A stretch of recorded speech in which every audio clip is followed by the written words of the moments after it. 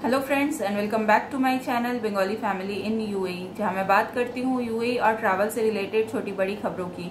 तो दोस्तों, आज के इस वीडियो में बात करेंगे अगर आप दुबई ट्रैवल कर रहे हैं तो आपके पास क्या क्या डॉक्यूमेंट्स होने चाहिए, क्या क्या डॉक्यूमेंट्स यहाँ पे मैंडेटरी है Dubai, Abu Dhabi, Sharjah, Ras al Khaimah, ये सारे जितने एयरपोर्ट्स हैं वहां ट्रैवल करने के लिए। बहुत लोग कंफ्यूज है आरटीपीसीआर और वैक्सीनेशन सर्टिफिकेट को लेके, तो आई होप इस वीडियो में आपको क्लियर हो जाएगा। तो चलिए स्टार्ट करते हैं। सबसे पहला जो डॉक्यूमेंट लगता है वो है आपका passport. At least 6 month up to 6 month validity वाला पासपोर्ट आपके पास होना चाहिए। याद रखिए, पासपोर्ट और वीजा के जो डेटाज हैं वो दोनों सेम होने चाहिए, ठीक है। पासपोर्ट में कुछ और नाम, वीजा में कुछ और नाम, तो ऐसा बिल्कुल भी नहीं चलेगा। एयरपोर्ट में आपको रोका जा सकता है, तो ये सारी चीजें देख लीजिएगा, पासपोर्ट और वीजा को मिला लीजिएगा। सेकेंड डॉक्यूमेंट जो होता है वो है visa with insurance, travel insurance. आजकल वीजा के साथ ही इंश्योरेंस आता है, ठीक है। तो आपको वीजा होना चाहिए और ट्रैवल इंश्योरेंस होना चाहिए।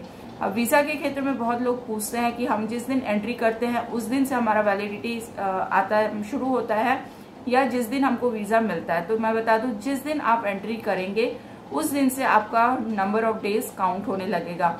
30 डेज है तो 30 डेज, 90 डेज है तो 90 डेज। जिस दिन एंट्री करेंगे, जिस दिन आपका वीजा स्टैंपिंग होगा, उस दिन से नंबर ऑफ डेज आपका काउंट होगा। थर्ड डॉक्यूमेंट जो लग रहा है वो है टिकट, ठीक है। अगर आप विजिट वीजा में है तो आपको रिटर्न टिकट भी लगेगा। अगर रेजिडेंस वीजा में है या वर्क परमिट में है या एंट्री परमिट में आ रहे हैं तो आपको रिटर्न टिकट नहीं भी लग सकता है, यानी कि नहीं लगेगा। उसके बाद जो डॉक्यूमेंट लग रहा है वो है वैक्सीनेशन सर्टिफिकेट या फिर आरटीपीसीआर टेस्ट रिपोर्ट। जो लोग वैक्सीनेटेड हैं, फुल्ली वैक्सीनेटेड, यानी कि 2 डोजेस, बूस्टर डोज की बात नहीं हो रही है यहाँ पे, 2 डोजेस। अगर आपके 2 डोजेस कंप्लीट हैं और वैक्सीनेशन सर्टिफिकेट आपके पास है तो फिर आपको किसी भी तरीके का आरटीपीसीआर नहीं लगेगा, ना ही वहां से ना ही यहाँ आने के बाद। अगर आप वैक्सीनेटेड नहीं हैं तो फिर आपको आरटीपीसीआर टेस्ट रिपोर्ट लेके आना है।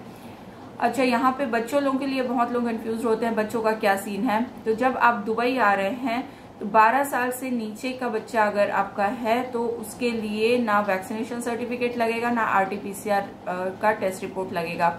अगर 12 साल से ऊपर का बच्चा है तो फिर आपके पास वैक्सीनेशन सर्टिफिकेट होना चाहिए। अगर वैक्सीनेटेड नहीं है तो फिर आरटीपीसीआर टेस्ट रिपोर्ट होना चाहिए। अच्छा, इसके बाद बहुत लोग कंफ्यूज होते हैं कि किसी भी तरीके का अप्रूवल लग रहा है कि नहीं।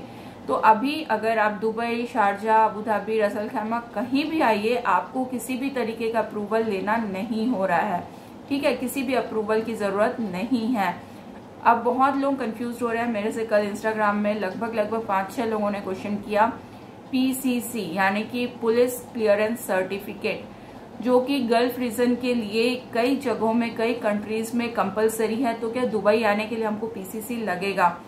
तो जी हाँ दोस्तों, ये देख लीजिए, कुवैत हो गया, ओमान हो गया, सऊदी हो गया, ऐसे कई सारे कंट्रीज हैं जहां पे अगर आपको वर्क परमिट लेना है वहां का तो फिर आपको पुलिस क्लियरेंस सर्टिफिकेट यानी कि पीसीसी जिसको बोला जा रहा है वो अभी मैंडेटरी किया गया है।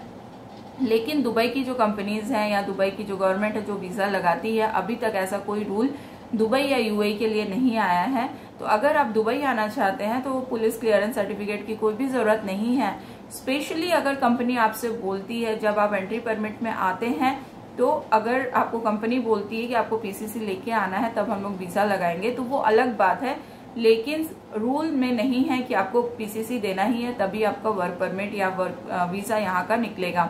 अदर बहुत सारे गल्फ रीजन में है, बहुत सारी कंट्रीज हैं जहाँ पे पीसीसी कंपलसरी है, तो आपको कंफ्यूज नहीं होना है। तो गाइज, ये जितने भी डॉक्यूमेंट्स है ये आपको साथ में लेके आना है। और अगर कोई सा भी डॉक्यूमेंट्स इसमें से आपका मिसिंग है तो फिर आपको एयरपोर्ट में दिक्कत हो सकती है। अगर सारे डॉक्यूमेंट्स आपके पास हैं तो फिर कोई भी दिक्कत नहीं है। शो मनी की अगर बात करें, शो मनी को लेके बहुत लोग कंफ्यूज हो रहे हैं। तो 5000 जो दिरहम है वो जो है वो पाकिस्तान से जो लोग आने वाले हैं उनके लिए है। अदर कंट्रीज से जो लोग आ रहे हैं, देखिए 1500 दिरहम भी बहुत लोग लेके आते हैं, उनको निकाल दिया जाता है। 2000 दिरहम भी लेके आते हैं, उनको भी कुछ नहीं बोला जाता है। 1000 दिरहम भी लोग लेके आते हैं, कुछ नहीं बोला जाता है। बिना पैसे के भी लोग आते हैं, उनको भी कुछ नहीं बोला जाता है। वहीं अगर देखा जाए बिना पैसे के अगर हम आए हैं या 1000 दिरहम भी हमारे पास है तो इमिग्रेशन वाले रोक लेते हैं, उनसे सवालात करते हैं, उसके बाद छोड़ देते हैं।